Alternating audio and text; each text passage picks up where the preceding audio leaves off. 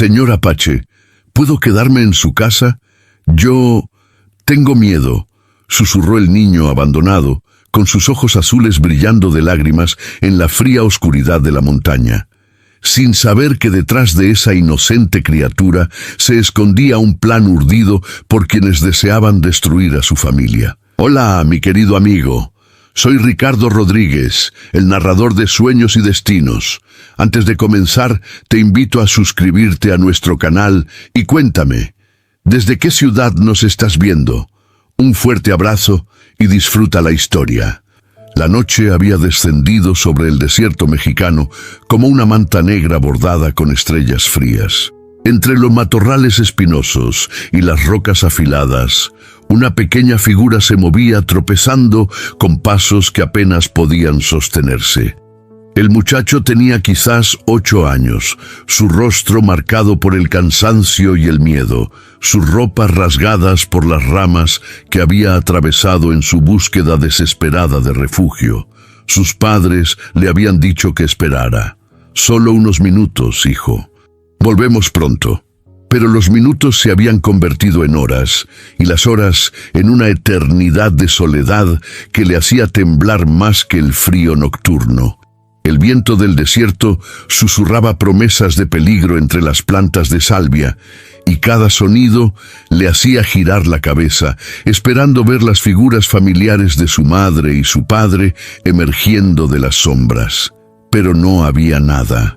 Solo el desierto infinito y el miedo que le comía las entrañas como un animal hambriento. Fue entonces cuando vio la luz. Era débil, apenas un resplandor dorado que danzaba en la distancia, pero para sus ojos desesperados brillaba como la estrella de Belén. Sus piernas temblorosas encontraron nueva fuerza mientras se dirigía hacia esa promesa de calor humano. La luz se hacía más fuerte con cada paso, hasta que pudo distinguir la forma de una pequeña cabaña de adobe, con humo elevándose perezosamente de su chimenea de piedra. La puerta de madera gruesa parecía tan grande como la entrada de una catedral. El muchacho se quedó parado frente a ella durante largos minutos, su pequeño puño levantado, pero sin atreverse a golpear. ¿Y si lo rechazaban? ¿Y si las historias que había escuchado sobre los habitantes del desierto eran ciertas? Pero el frío de la noche y el eco de su propia soledad le dieron valor. Sus nudillos tocaron la madera con suavidad primero, luego con más fuerza, hasta que el sonido resonó en el silencio nocturno. Los pasos que se acercaron desde el interior eran firmes, pesados. Cuando la puerta se abrió, el muchacho levantó la vista hacia un rostro que parecía tallado en piedra oscura. El hombre era alto, con hombros anchos y cabello negro que le caía hasta los hombros. Sus ojos, profundos como pozos en la noche, lo estudiaron con una mezcla de sorpresa y desconfianza.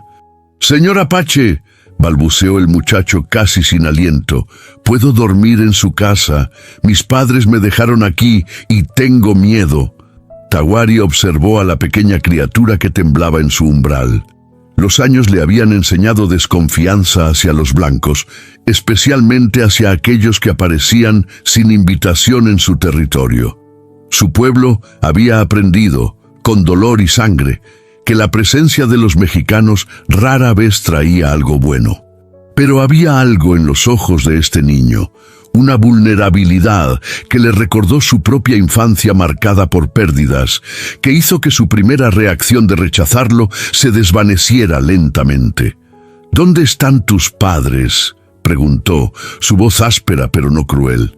«No sé», susurró el muchacho, y las lágrimas que había estado conteniendo finalmente comenzaron a rodar por sus mejillas sucias. «Dijeron que volverían, pero eso fue hace mucho tiempo». Desde el interior de la cabaña, una voz femenina suave preguntó en apache algo que el muchacho no pudo entender. Tawari respondió en su lengua nativa y siguió una conversación rápida y en voz baja. El muchacho captó la preocupación en el tono, la duda, el debate silencioso que se desarrollaba sobre su destino. Finalmente, Tawari se hizo a un lado. «Entra», dijo simplemente. pero solo por esta noche. El interior de la cabaña era un mundo diferente al desierto frío. El fuego crepitaba alegremente en el hogar de piedra, llenando el espacio con un calor dorado que parecía abrasar los huesos helados del muchacho. El aroma de carne asada y hierbas desconocidas flotaba en el aire, haciendo que su estómago vacío gruñera audiblemente. Una mujer se acercó desde las sombras más profundas de la cabaña. Nayara era más pequeña que su esposo, pero había en ella una fuerza silenciosa que se manifestaba en la forma recta de su espalda y la firmeza de su mirada. Su cabello negro estaba trenzado con cuentas de colores y vestía una túnica de cuero suave que había sido decorada con patrones intrincados. Sus ojos estudiaron al muchacho con la misma cautela que Tawari había mostrado, pero había también una chispa de algo más suave, algo maternal que luchaba contra su instinto de proteger a su familia. Detrás de ella, asomándose tímidamente desde una abertura que llevaba a otra habitación, había una niñita de quizás 6 años. Agüenata tenía los mismos ojos oscuros e inteligentes de sus padres, pero en su rostro infantil brillaba una curiosidad sin miedo hacia el extraño muchacho que había aparecido en su hogar. ¿Tienes hambre?, preguntó Nayara, y aunque su español tenía acento, las palabras llegaron al muchacho como música celestial. Él asintió vigorosamente, no confiando en su voz para responder. Nayara sirvió un cuenco de guisado en una vasija de barro y se lo ofreció junto con tortillas recién hechas. El muchacho comió con la desesperación de quien no había probado alimento en todo el día, y cada bocado parecía devolver un poco de vida a su pequeño cuerpo exhausto. Agüenata se acercó lentamente, su curiosidad finalmente venciendo su timidez inicial. «¿Cómo te llamas?», preguntó en español cuidadoso. «Miguel», respondió él entre bocados. «Miguel Herrera». «Yo soy Agüenata», dijo la niña con una sonrisa que iluminó toda su cara. «¿Por qué estás solo?». La pregunta inocente tocó la herida más profunda en el corazón del muchacho. Sus ojos se llenaron de lágrimas otra vez, pero esta vez fueron lágrimas de una tristeza más profunda, más compleja que el simple miedo. «No sé», susurró. «Mis padres dijeron que tenían que hacer algo importante, que si no volvían antes del amanecer, caminara hacia las luces y pidiera ayuda». Tawari y Nayara intercambiaron una mirada significativa. Habían escuchado historias de padres desesperados que abandonaban a sus hijos cuando ya no podían alimentarlos, pero algo en la historia de Miguel no encajaba completamente. Los padres que verdaderamente amaban a sus hijos no los dejaban solos en el desierto nocturno, no importaba cuán desesperadas fueran sus circunstancias. Pero por esta noche, esas preguntas podían esperar. El muchacho necesitaba descanso, calor y la seguridad de un techo sobre su cabeza. Nayara extendió una manta suave junto al fuego. «Duerme aquí», le dijo. «Mañana decidiremos qué hacer». Miguel se acurrucó bajo la manta, sintiendo el calor del fuego en una mejilla y la suavidad del tejido apache contra su piel. Por primera vez en horas, se sintió seguro. Los sonidos familiares de una familia preparándose para la noche, el susurro de conversaciones en voz baja, el crujir de la madera asentándose, la respiración suave de Agüenata ya dormida, lo arrullaron hacia un sueño profundo y reparador. No vio la conversación silenciosa que Tawari y Nayara mantuvieron junto a la ventana, ni la preocupación que marcaba sus rostros mientras miraban la forma pequeña y vulnerable que dormía junto a su fuego. Miguel despertó con el sonido de pasos suaves y el aroma de comida cocinándose. Por un momento, en la confusión entre el sueño y la vigilia, esperó ver a su madre inclinada sobre el fogón de su casa. Pero cuando abrió los ojos completamente, la realidad regresó como agua fría. Las paredes de adobe, el techo de vigas de madera y el rostro gentil de Nayara observándolo desde el otro lado de la habitación. «Buenos días», dijo ella, y había una calidez en su voz que no había estado allí la noche anterior. «¿Dormiste bien?» Miguel se incorporó lentamente, sintiendo los músculos doloridos por la caminata nocturna y el sueño en el suelo. «Sí, señora. Gracias». Awenata apareció a su lado como un pajarito curioso, ya vestida y claramente despierta desde hace tiempo. «¿Quieres ver mi conejo?», preguntó con la confianza inmediata de los niños. «Se llama Corazón Saltarín». Antes de que Miguel pudiera responder, la niña ya lo estaba jalando hacia el exterior de la cabaña. El mundo diurno del desierto era completamente diferente de la oscuridad aterrorizante de la noche anterior. El sol matutino pintaba todo de oro y rosa, las montañas distantes se alzaban como gigantes dormidos, y el aire llevaba el aroma limpio de la salvia y el mezquite. La casa de Tawari estaba construida en una pequeña elevación que ofrecía vistas del valle circundante. Miguel pudo ver otros techos de adobe esparcidos en la distancia, evidencia de una pequeña comunidad apache que vivía en relativa paz en este rincón apartado del territorio. Awenata lo llevó hacia un pequeño corral donde un conejo gris y blanco mordisqueaba contentamente un manojo de hierbas. La niña lo alzó con cuidado y se lo ofreció a Miguel para que lo acariciara. «Mi papá me lo dio cuando cumplí 5 años», explicó. «Dice que cuidar de algo más pequeño que tú te enseña a ser responsable».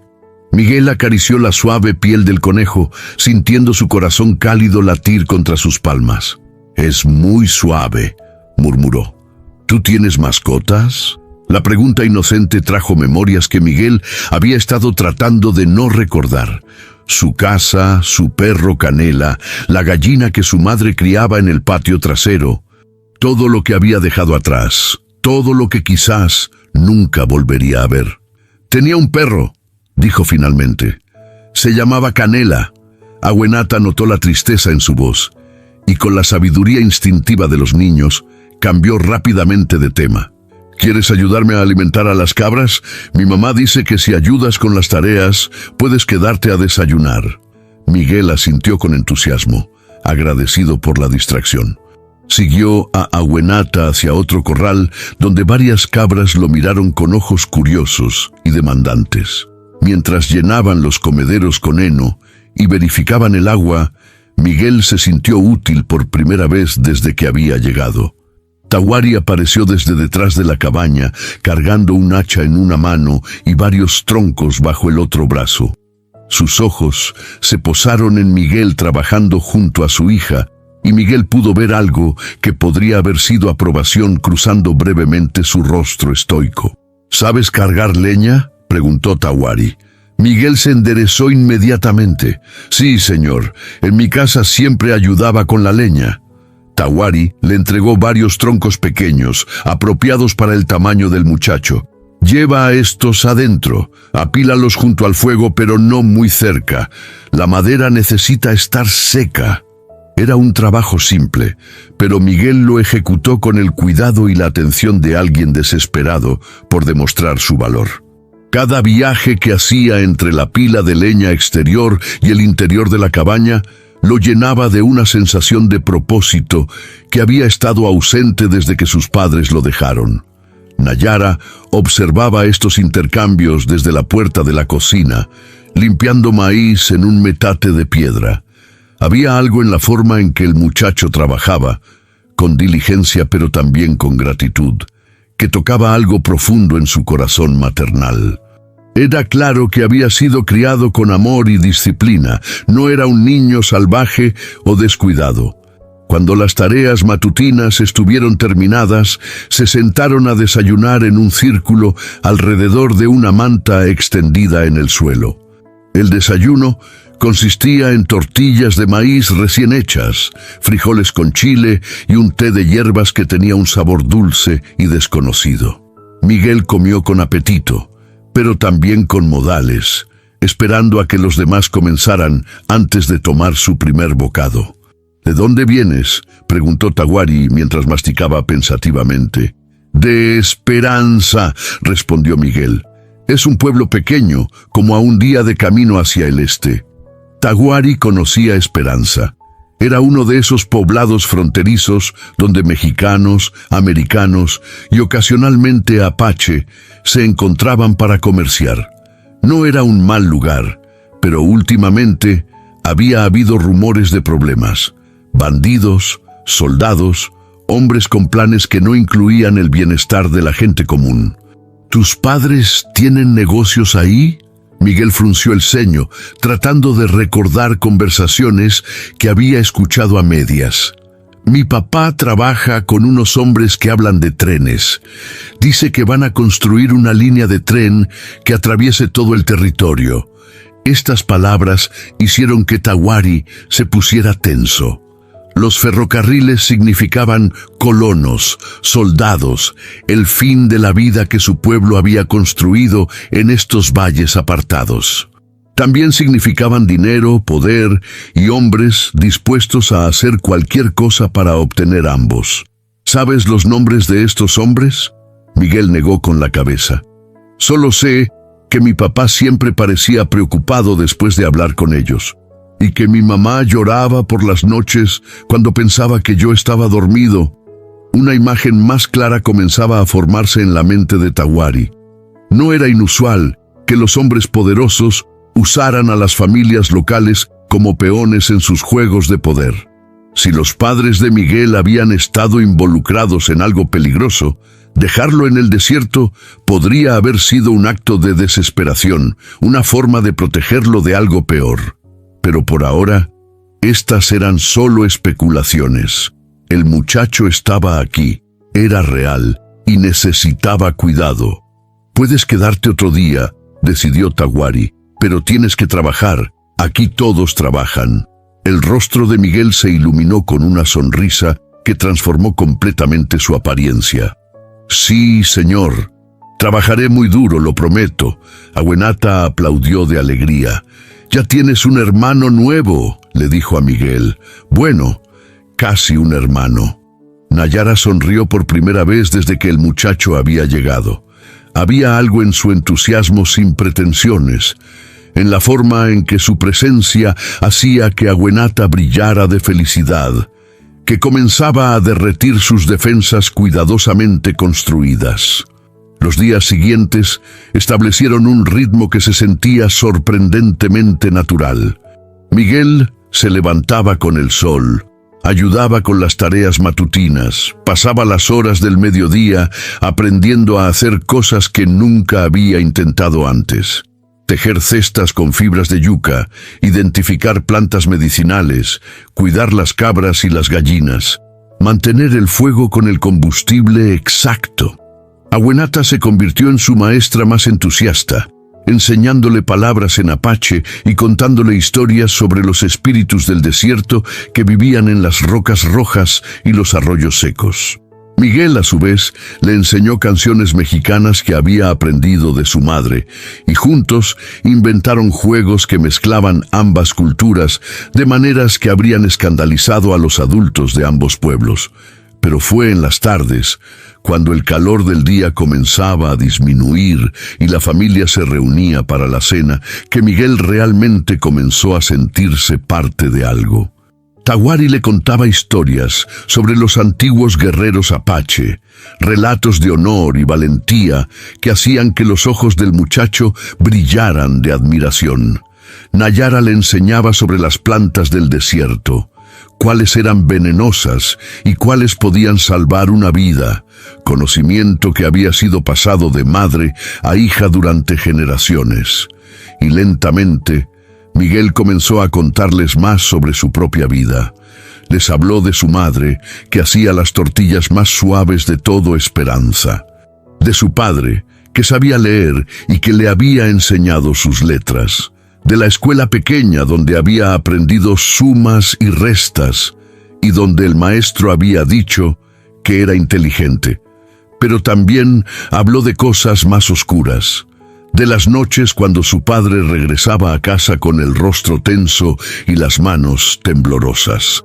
de las conversaciones susurradas que se detenían abruptamente cuando él entraba a la habitación, de la forma en que su madre había comenzado a abrazarlo más fuerte, como si quisiera protegerlo de algo invisible. «Creo que mis padres estaban asustados», confesó una noche, mientras observaban las estrellas desde el techo plano de la cabaña. «Pero no sé de qué». Tawari y Nayara intercambiaron miradas por encima de su cabeza. Ellos sí tenían ideas sobre de qué podrían haber estado asustados los padres de Miguel, pero también sabían que algunas verdades eran demasiado pesadas para los hombros de un niño. El pueblo de Esperanza bullía con su actividad normal de mediodía cuando 3 hombres a caballo se detuvieron frente a la cantina central. No eran del tipo que normalmente visitaba el pequeño asentamiento. Sus ropas eran demasiado finas, sus caballos demasiado bien alimentados, y había en sus ojos la mirada calculadora de hombres acostumbrados a obtener lo que querían por cualquier medio necesario. El líder del grupo, un hombre delgado llamado Delgado, desmontó con la gracia fluida de alguien que había pasado años en la silla.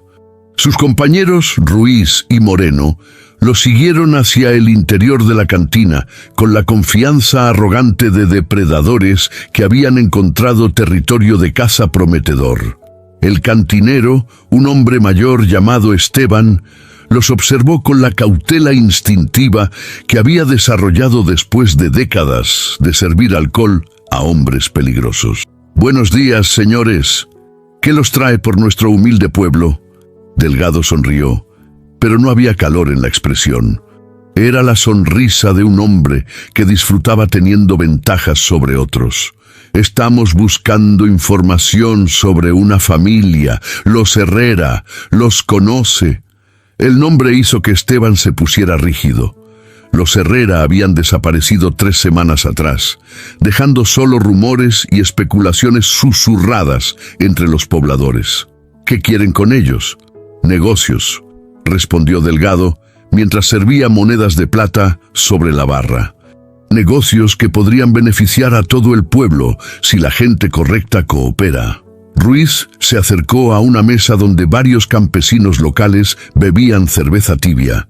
Era un hombre grande con manos como martillos y una sonrisa que prometía dolor. «¿Alguno de ustedes vio hacia dónde se fueron los Herrera?» Los campesinos se miraron entre sí con nerviosismo. Eran hombres simples que se ganaban la vida con trabajo honesto. No tenían experiencia lidiando con hombres que claramente no compartían esa filosofía. «Se fueron de noche», murmuró finalmente uno de ellos, sin decir a dónde iban. «¿Y su hijo?», preguntó Moreno, un hombre de rostro cicatrizado que había estado examinando cuidadosamente cada cara en la cantina. «Un muchacho de unos 8 años. ¿También se fue con ellos?». El silencio que siguió fue más revelador que cualquier respuesta. Los campesinos desviaron sus miradas, estudiaron el fondo de sus vasos, se movieron incómodamente en sus asientos. Delgado notó estas reacciones con la agudeza de un cazador experimentado. «Interesante», murmuró. «El niño no se fue con sus padres, ¿verdad?» «No sabemos nada de ningún niño», dijo Esteban rápidamente, pero sus manos temblaban mientras limpiaba un vaso ya limpio. «Por supuesto que no», sonrió Delgado. «Pero si por casualidad recordaran algo, o si alguien escuchara rumores sobre un muchacho perdido, estaríamos muy agradecidos por la información». Dejó más monedas sobre la barra, esta vez suficientes para alimentar una familia durante un mes. Particularmente si ese muchacho hubiera sido encontrado por, digamos, elementos no deseables. Apache, por ejemplo. La palabra cayó en la habitación como una piedra en agua quieta. Todo el mundo sabía que los Apache ocasionalmente tomaban niños mexicanos, aunque los rumores sobre lo que hacían con ellos variaban salvajemente dependiendo de quién contara la historia. «Los Apache no vienen por aquí», dijo uno de los campesinos, pero su voz carecía de convicción. «Oh, pero sí vienen», corrigió Delgado suavemente. «Vienen a comerciar, a observar, a adquirir cosas que necesitan. Y un niño mexicano perdido sería muy valioso para ellos, ¿no les parece?». Los tres hombres se quedaron en esperanza durante 3 días, haciendo preguntas sutiles, distribuyendo dinero y promesas, creando gradualmente una red de informantes motivados, tanto por codicia como por miedo. Cuando finalmente partieron, habían sembrado semillas de sospecha que encontrarían tierra fértil en los corazones de hombres desesperados por dinero fácil. Pero no fueron directamente hacia territorio apache. En lugar de eso, cabalgaron hacia el este, hacia un campamento temporal establecido cerca de las ruinas de una antigua misión española. Allí, entre las paredes de adobe desmoronadas, los esperaba un hombre que hacía que incluso Delgado pareciera un amateur en el arte de la manipulación. Cornelius Van Essen era un ingeniero holandés que había llegado a México con credenciales impresionantes y planes aún más ambiciosos. Alto y delgado, con cabello rubio que había comenzado a platearse en las sienes, poseía la confianza fría de un hombre acostumbrado a mover países enteros como piezas en un tablero de ajedrez. ¿Qué descubrieron en Esperanza?, preguntó sin levantar la vista de los mapas detallados que cubrían una mesa de campaña. «El niño está definitivamente con los apache», reportó Delgado. «Los pobladores están nerviosos, pero algunos están empezando a cooperar». Van Essen marcó algo en su mapa con un lápiz de plata. «Excelente. ¿Y qué hay de la familia Herrera?». «Eliminados, como usted ordenó», respondió Ruiz. «Pareció un accidente. Bandidos en el camino». «Perfecto». Van Essen finalmente levantó la vista, sus ojos azules fríos como hielo de invierno. «El ferrocarril necesita pasar exactamente por el valle donde viven esos apache, pero el gobierno mexicano ha sido reacio a autorizar acciones militares contra las tribus que técnicamente no han quebrantado los tratados actuales». Se acercó a una ventana rota que ofrecía vistas de las montañas distantes donde sabía que Tawari y su familia vivían en relativa paz. Pero si un niño mexicano inocente fuera asesinado por salvajes apache, continuó con la misma indiferencia con que habría discutido el clima, la opinión pública exigiría venganza. Los militares tendrían la justificación que necesitan para limpiar completamente el área. Delgado sonrió con apreciación genuina. Era un plan elegante en su simplicidad cruel. «¿Cuánto tiempo les damos?». «1 mes», decidió Van Essen. «Tiempo suficiente para que el niño se establezca, para que los apache bajen la guardia. Luego orquestaremos nuestro pequeño descubrimiento del cuerpo». Lo que ninguno de estos hombres sabía era que sus conversaciones habían sido escuchadas. En las sombras de la misión en ruinas, una figura se movía con el sigilo perfecto que solo viene de años de supervivencia en territorio hostil. Joaquín era un apache joven que había sido enviado por Tawari para observar los movimientos de hombres sospechosos en la región. Había seguido a Delgado y sus compañeros desde Esperanza y ahora había escuchado suficiente para entender la amenaza mortal que se cernía sobre su pueblo. Sin hacer el menor ruido, se deslizó lejos de la misión y hacia donde había dejado su caballo escondido. Tenía información que podría salvar vidas, pero también sabía que el tiempo trabajaba en contra de todos ellos. Mientras cabalgaba de regreso hacia las montañas bajo la cobertura de la noche, Joaquín no podía saber que su partida había sido detectada. Van Essen, experimentado en la paranoia que mantenía vivos a hombres como él, había colocado vigilantes silenciosos alrededor del perímetro de la misión. «Tenemos visitantes», murmuró uno de estos guardas cuando Joaquín hubo desaparecido en la oscuridad. Van Essen asintió con calma. Había esperado algo así. Los apache no habían sobrevivido tanto tiempo siendo descuidados. «Interesante», dijo. Quizás necesitemos acelerar nuestro cronograma después de todo. Joaquín llegó al asentamiento de Tawari cuando las primeras luces del amanecer comenzaban a pintar las montañas de rosa y oro. Su caballo estaba cubierto de sudor y espuma, evidencia de una cabalgata nocturna a velocidad desesperada. El joven guerrero desmontó de un salto y corrió hacia la cabaña principal, su urgencia comunicándose a todos los que lo vieron. Tawari salió al escuchar el galope de aproximación, ya completamente alerta. Había aprendido hacía mucho tiempo que los visitantes que llegaban a la velocidad que Joaquín había empleado rara vez traían buenas noticias.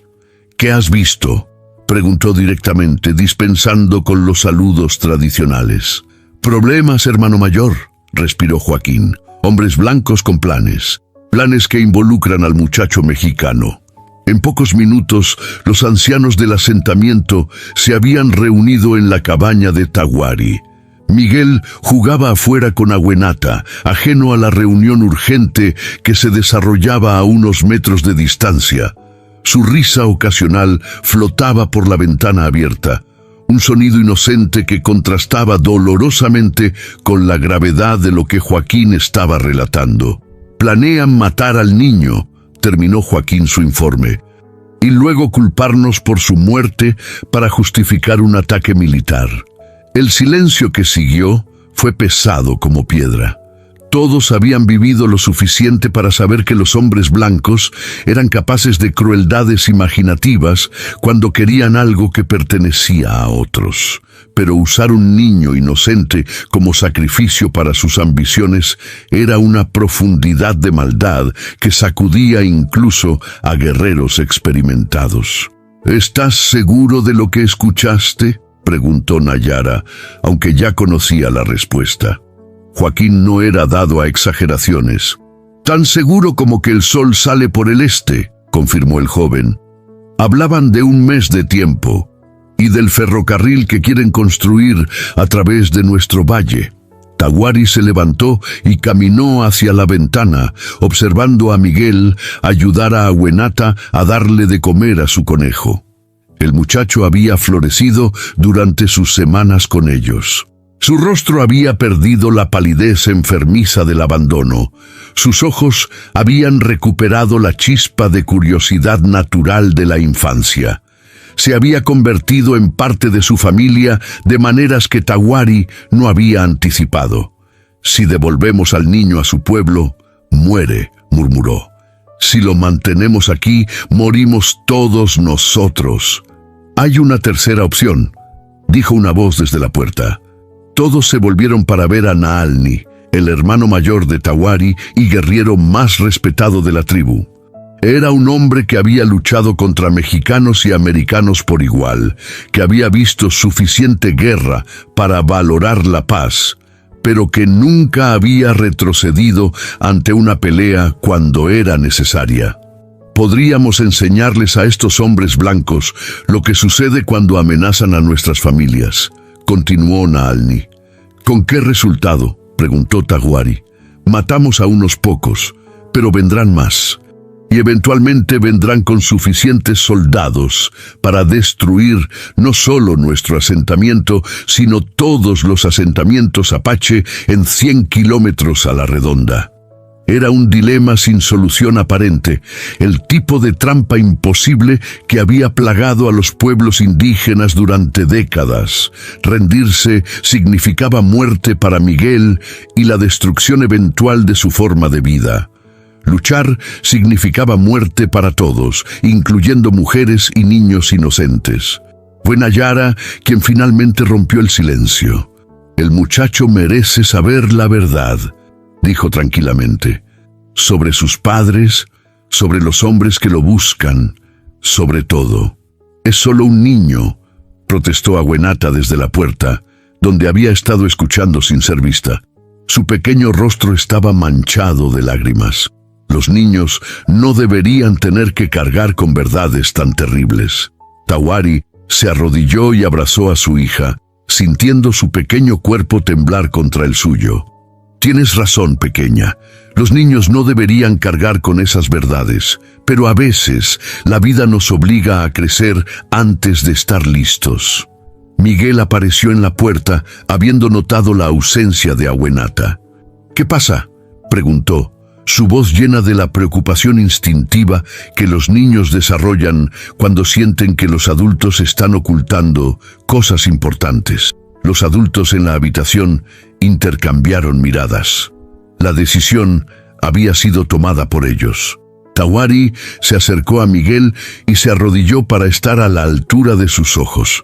«Necesitamos hablar contigo, hijo, sobre cosas difíciles».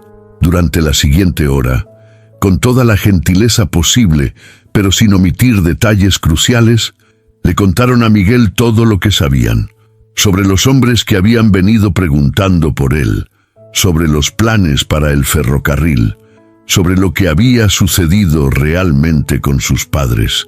Miguel escuchó en silencio, su rostro de niño pasando por una serie de expresiones que ningún niño debería tener que experimentar: confusión inicial, negación, comprensión gradual y finalmente una tristeza tan profunda que partió el corazón de todos los presentes. «¿Mis padres están muertos?», preguntó finalmente, su voz apenas un susurro. «Sí, hijo», confirmó Tawari suavemente. «Lo sentimos mucho». Miguel se quedó inmóvil durante largos minutos, procesando una pérdida que era demasiado grande para su comprensión. Cuando finalmente habló, fue con una madurez que no debería haber tenido que desarrollar. «Los hombres malos van a venir por mí, van a intentarlo», admitió Nayara, «pero no vamos a permitir que te hagan daño. Aunque eso signifique problemas para ustedes». El silencio que siguió fue respuesta suficiente. Miguel entendió con la claridad brutal que a veces viene con la pérdida que su presencia ponía en peligro a las únicas personas que habían mostrado bondad hacia él desde la muerte de sus padres. «Tal vez debería irme», dijo, y aunque su voz era pequeña, había determinación en ella. «Tal vez debería alejarme de aquí para que ustedes estén seguros». Awenata se lanzó hacia él y lo abrazó con fuerza desesperada. «No, eres mi hermano ahora. No puedes irte». Nayara se acercó y envolvió a ambos niños en sus brazos. «Nadie va a ninguna parte», dijo firmemente. «Somos una familia. Las familias se protegen mutuamente». Tawari observó esta escena, su esposa abrazando a dos niños, uno suyo por sangre y otro por elección, y sintió que algo se endurecía en su pecho. No era solo determinación o coraje, era algo más profundo, más primitivo, el instinto feroz de un padre dispuesto a hacer cualquier cosa para proteger a sus hijos. «Joaquín», dijo, sin apartar la vista de su familia, «envía mensajes a todos nuestros aliados. Diles que necesitamos una reunión de emergencia». «¿Qué vas a hacer, hermano?», preguntó Naalni. Tawari finalmente se volvió, y en sus ojos brillaba algo que sus enemigos aprenderían a temer. «Voy a enseñarles a estos hombres blancos la diferencia entre amenazar a extraños y amenazar a la familia Apache». 3 semanas después de la revelación, una tensa calma había descendido sobre el asentamiento de Tawari. Los preparativos se habían hecho en silencio.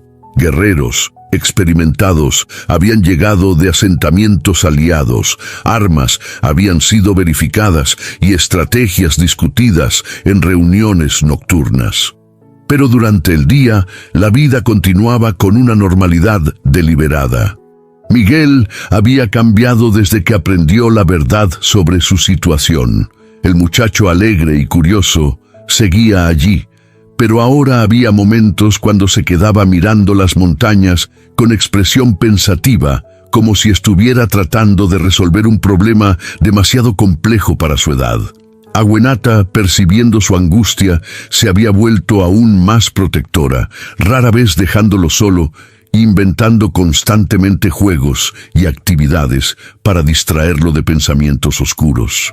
Fue durante una de estas tardes aparentemente normales que los vigías apostados en los peñascos circundantes enviaron la señal esperada. polvo en el horizonte, moviéndose hacia el asentamiento con la deliberación de hombres con propósito específico. Delgado había regresado, pero esta vez con más hombres y mejor equipados. 12 jinetes se acercaron al valle, aparentemente confiados en que su misión sería simple: recoger un cuerpo pequeño y marcharse con la justificación perfecta para la violencia que seguiría. Lo que no sabían era que cada paso de su aproximación había sido observado, cada movimiento reportado por señales silenciosas entre guerreros apache escondidos en posiciones que habían sido preparadas durante semanas. Tawari observó la aproximación desde una posición elevada, Miguel agachado a su lado. Había decidido que el muchacho necesitaba ver lo que estaba pasando, entender el costo de la codicia de otros hombres. ¿Esos son los hombres malos?, preguntó Miguel en voz baja.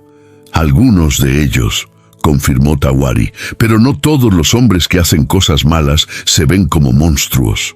Muchos se ven exactamente como hombres normales.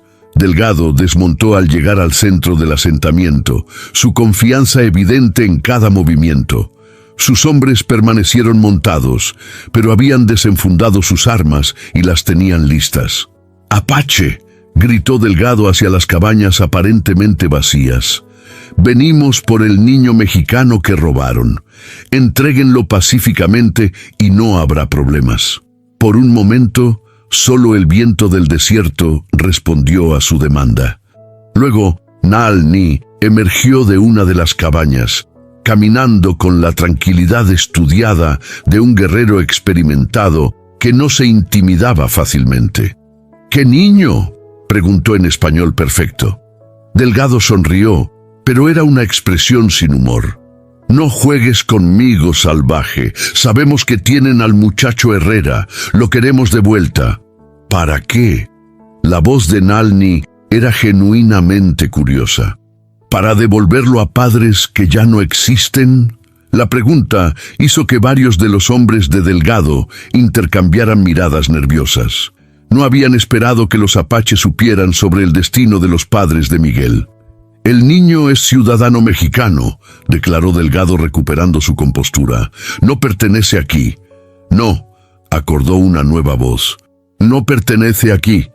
Tawari apareció desde detrás de otra cabaña, y la fuerza tranquila de su presencia hizo que incluso los hombres armados se pusieran tensos.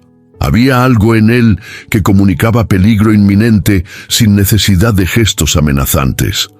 «Pertenece con una familia que lo ame», continuó Tawari. «Pertenece en un lugar donde esté seguro. No con hombres que planean matarlo para justificar sus ambiciones». Esta vez, las miradas nerviosas entre los hombres de Delgado se volvieron francamente alarmadas. ¿Cómo podían saber estos salvajes sobre sus planes? Delgado decidió abandonar cualquier pretensión de diplomacia. «Última oportunidad, entreguen al niño o lo tomaremos por fuerza». «Inténtenlo», dijo Tawari simplemente. Fue entonces cuando Delgado y sus hombres se dieron cuenta de que habían cabalgado directamente hacia una trampa. Figuras emergieron de las rocas circundantes, de las cabañas, de lugares donde parecía imposible que alguien pudiera haberse ocultado. En cuestión de segundos, los 12 jinetes se encontraron rodeados por más de 30 guerreros apache armados. Pero Tawari no había terminado de hablar. «Tengo algo que mostrarles antes de que decidan si realmente quieren luchar», dijo, y había algo en su tono que hizo que incluso Delgado vacilara.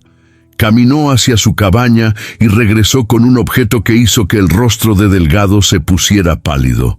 Un sombrero de fieltro negro con una banda de plata que había pertenecido a Van Essen. «Su jefe ya no necesita esto», explicó Tawari con calma.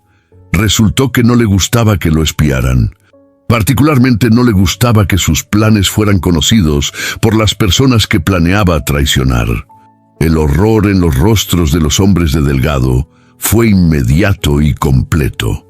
Van Essen había sido su protección, su autoridad, su garantía de que el poder estaba de su lado. Si estaba muerto, están solos, continuó Tawari, confirmando sus peores temores.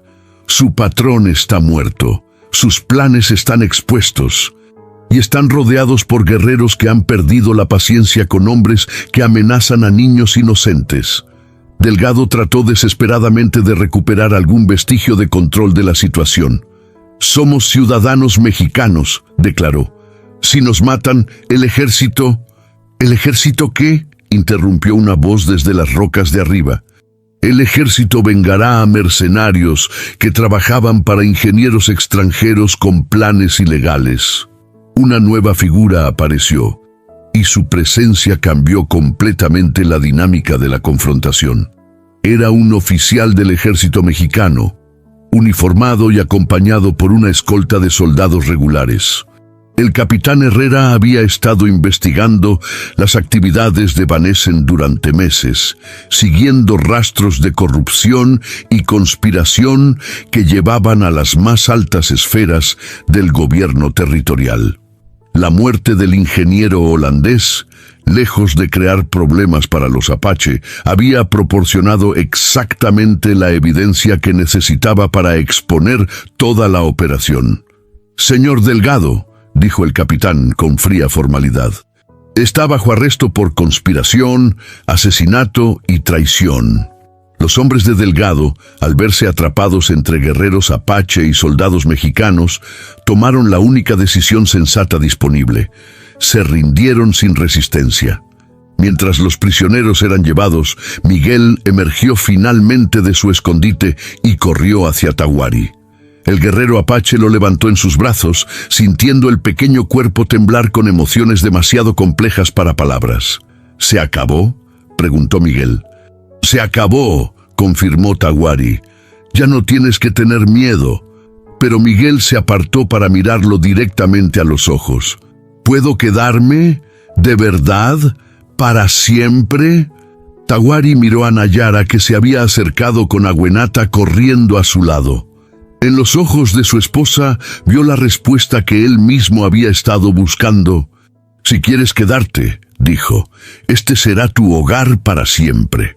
Miguel se abrazó a él con fuerza desesperada, finalmente permitiéndose creer que había encontrado seguridad verdadera.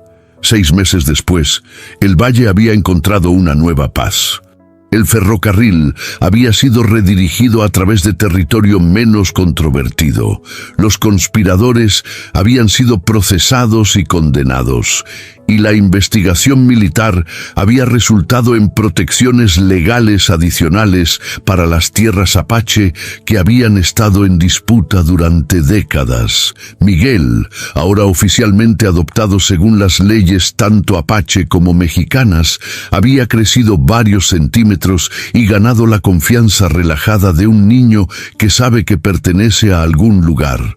Su español se había mezclado naturalmente con palabras apache, y sus historias nocturnas ahora incluían tanto leyendas mexicanas como relatos tradicionales de su nueva cultura. Agüenata, que había cumplido 7 años, se había convertido en su sombra constante y defensora más feroz.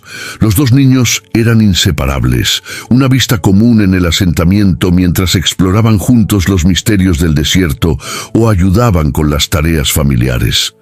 Nayara observaba a sus 2 hijos, uno por nacimiento, otro por elección del corazón, trabajar juntos para alimentar a las cabras, y se maravillaba de cómo la tragedia había traído tanta alegría a su vida.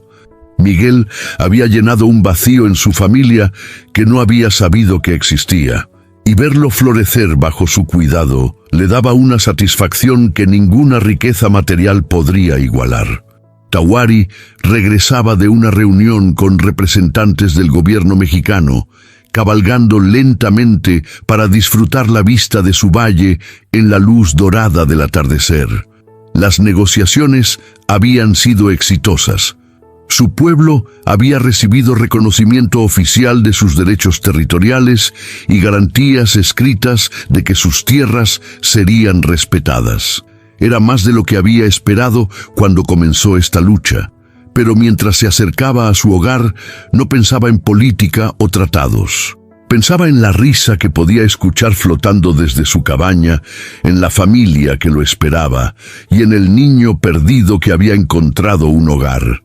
Miguel corrió hacia él cuando desmontó, lleno de historias sobre su día y planes para el siguiente. Tawari lo alzó y lo puso sobre sus hombros, una tradición que habían desarrollado durante estos meses de construir una relación padre-hijo. «Papá Tawari», dijo Miguel mientras caminaban hacia la cabaña donde Nayara y Agüenata los esperaban. «¿Alguna vez te arrepientes de haberme dejado entrar esa noche?» Tawari se detuvo y bajó a Miguel para poder mirarlo directamente.